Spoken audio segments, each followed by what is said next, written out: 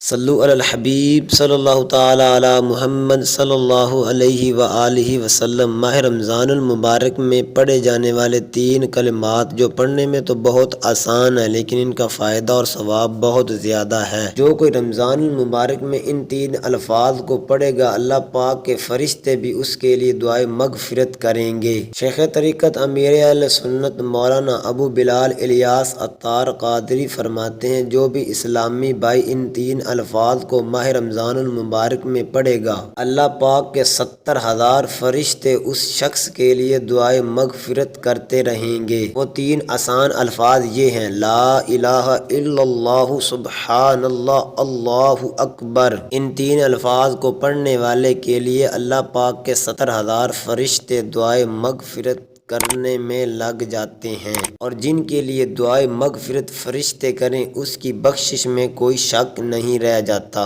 کثرت سے ان 3 الفاظ کو ماہ رمضان المبارک میں پڑھتے رہیں، انشاءاللہ اللہ پاک اپنے فضل و کرم سے مغفرت فرما دے گا۔ ویسے بھی عشرہ مغفرت اپنی برکتیں لٹا رہا ہے۔ اللہ بھلا کرے امیر اہل سنت کا جو ہمیں آسان الفاظ بتاتے ہیں اور ہم ان پر عمل کر کے ڈھیروں ڈھیر نیکیاں کمانے میں کامیاب ہو جاتے ہیں۔ اللہ پاک امیر اہل سنت کا سایہ ہمارے سروں پر تا دیر قائم و دائم فرمائے اور دعوت اسلامی کو دن دگنی رات چگنی ترقیاں عطا فرمائے۔ رب کعبہ اس رمضان المبارک میں ہمیں کثرت سے نیک اعمال کرنے کی توفیق عطا فرمائے۔ اسی طرح کے اسلامک وظائف اور امیر اہل سنت کے بتائے گئے وظائف حاصل کرنے کے لیے ہمارے چینل کو سبسکرائب کریں اور ویڈیو کو لائک ضرور کریں۔